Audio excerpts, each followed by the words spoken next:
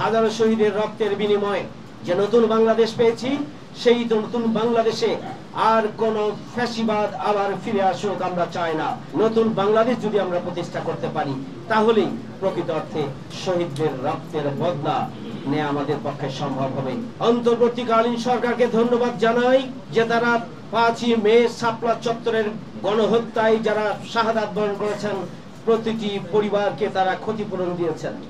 আমি সরকারের কাছে দাবি জানাতে চাই, 2006 সালের 28শে অক্টোবরের নৃশংস হত্যাকাণ্ডের শিকার যেই সমস্ত শহীদ পরিবারকে আর্থিকভাবে ক্ষতিপূরণ দিতে হবে, আহতদেরকে আর্থিকভাবে ক্ষতিপূরণ দিতে হবে।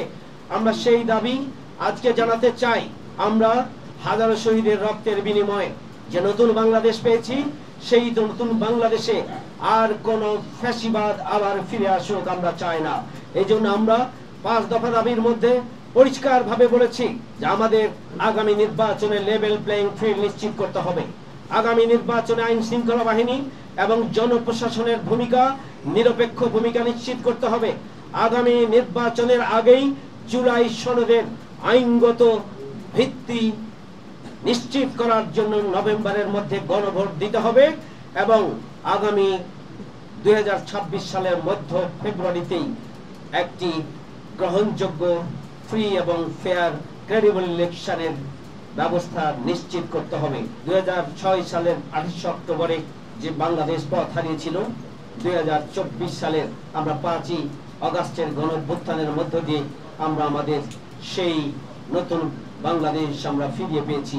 এই বাংলাদেশকে আগামী দিনে আমরা কোন সন্ত্রাসী, চাঁদাবাজি, খুনি, ধর্ষকদের হাতে আবার আমরা দিতে চাই না।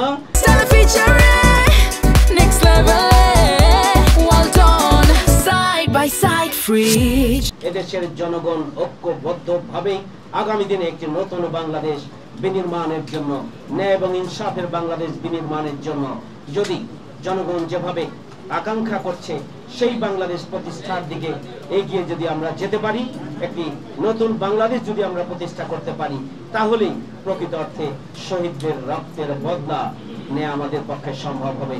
মহান রব্বুল আলামিন আমাদেরকে সেইভাবে ভূমিকা পালনের তৌফিক দান করুন।